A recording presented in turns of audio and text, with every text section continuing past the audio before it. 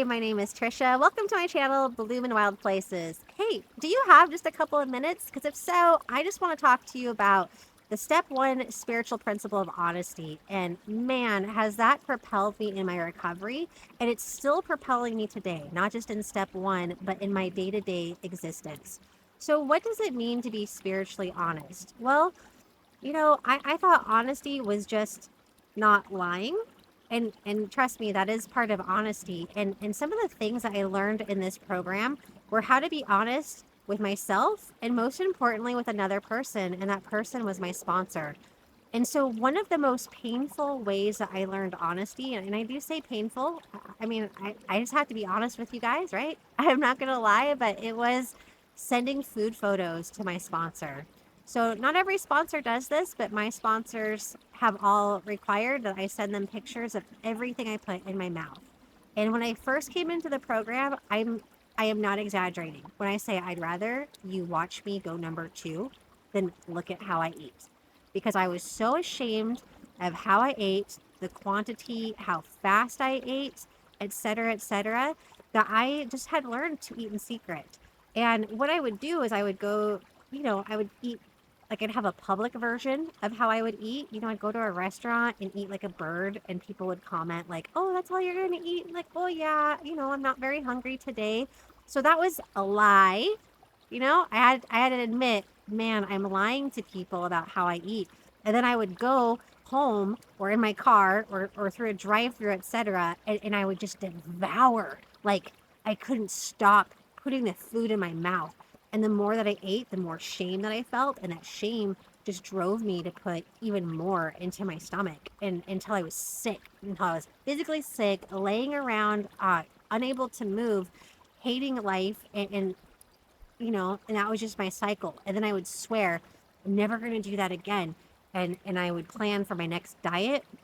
And I would truly live in this denial lie that, this next diet, I was going to adhere to it, even though every other diet had failed me. But this next one was the magic ticket. And you know, that's just a lie that I lived in. And so through step one, I learned to be honest and admit that I had no control over this disease or how I ate. So that's part of my spiritual honesty. Again, setting the food photos, I learned how to just allow somebody into my world. And it wasn't just anybody, it was somebody who had recovered in food addiction, who I could trust. They weren't going to be mean. They weren't going to judge me. They weren't going to be like, I can't believe you're eating that, because they have walked that walk themselves. And so, I really encourage you to find somebody. If it's not your sponsor, find somebody with healing in this program, in Overeaters Anonymous, and be real. Let them in, let them see. And as I progressed further down in my recovery, then honesty looks like when I go to a restaurant, what I eat is what I'm eating for that meal. And I found that through this food plan I was following called the 301. And that's 3 meals a day, nothing in between, 1 day at a time. So that has been a large part of my recovery, is the 301 system or food plan. Um, and so with that said, if I'm having lunch with somebody and that's my meal, okay, like there's nothing else until dinner time, then I am not going to bird eat. I'm not going to pretend like I so like I just exist on 100 calories. And so, that was painful. It was so painful to allow a friend, a family member, worse was letting a boyfriend see how I genuinely ate. But, you know, when you do this, I just want to encourage you, you start to have grace and love for yourself, and you begin to accept how you eat. And when you do that, there's there's no shame, right? You can let go of the shame. It takes some time, but you have to be disciplined in saying, no matter what, I'm going to live honestly. And that's part of honest living. So now outside of food, uh, you know, honesty does not just start or end there. It's in all the things that we do. It's called having integrity. And that was another thing that when I came into this program, I severely lacked. I did not realize how much of my life was a lie. But I'm a very active in my faith. I'm a Christian. And so I just really, truly believed at some point that I was very honest. Like, I don't lie. I'm a good Christian girl. I don't do that.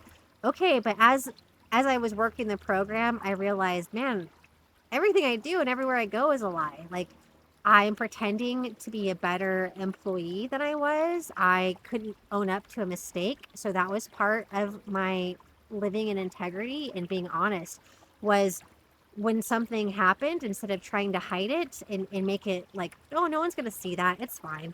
Um, I would have to go to my boss and be like, I want to tell you, I'd confess, like, I did this and I'm sorry. And that was really hard to do. But the more that I learned to be honest, it just becomes more and more natural and it just takes off the cloak of shame I had no idea that I was wearing. And that shame, um, it was driving me into the food. And so I may not always realize that I carry these burdens with me, but my soul knows. My inner being absolutely knows, and it just drives me to the food. So, one of the things that I've learned through food addiction recovery is that food is not the problem, food is the symptom. We tackle the problems. And for me, and probably for you, you know, a major component of that problem is honesty. It's living in a dishonest way.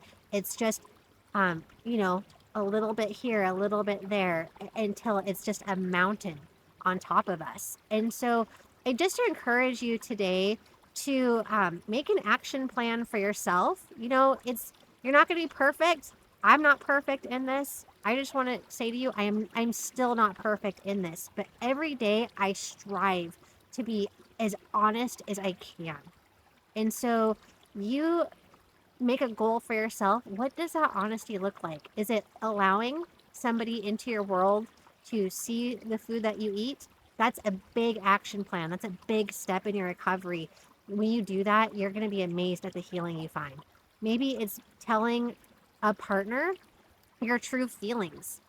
Stop pretending like everything's fine all the time, or a family member that seems to walk on you all the time, and you just bottle it up and you don't say anything to anybody. That's part of honesty, is not lashing out at them and punishing them for hurting you, but just having the bravery. And I want to emphasize bravery because I know the courage that it takes, but it's brave to say that hurt. That comment hurt. That thing you're doing to me is hurting me. And man, that in itself has really transformed my life. It's transformed relationships. It has absolutely propelled me in my recovery. Just telling somebody that hurts. And then I don't go eat. I don't have to go stuff food in my face to deal with that pain, because just telling them that hurt me has removed the power of that. And then it's gone. The weight off my shoulders is gone, and therefore I don't have to carry it on my body anymore, because I don't have to be a prisoner of my addiction. So no matter what step you are on or how far you've come in your addiction recovery, live a life of integrity. Make a small goal for yourself, a small one, so we can achieve it, right? Progress over perfection. Let's stop being perfectionists. As soon as I can take that advice, but it's so freeing when we just say, I'm just going to make this one positive step today, this one thing. And I am here with you. And if you're making a positive step, would you just leave me a comment and let me know what that is? And let's celebrate it together. I'm excited for you. And if I could just personally share with you, my honest moment is really where I'm stretching myself, is telling people that hurt. That hurt. I don't like when you do that. And I'm really growing in this area. I have so far to go, but where I was 2.5 years ago, not even the same person, because I didn't have the courage to tell anybody they were hurting me. I just sucked it in, right? And pretended like it was fine. And I lived in this world of disillusionment and denial. And now I don't live there anymore. And I'm telling you guys, life is so much better now. Even though I'm doing hard things, life is easier. So weird how that works. But anyway, hey, thanks for spending a few minutes with me chatting about honesty. I'm excited to continue this recovery journey with you. Keep going along with me and share your successes with me and your struggles, and because you're not alone. I am also a recovering food addict, and we're getting better one day at a time. So I love you. So good to see you guys. Have a blessed day.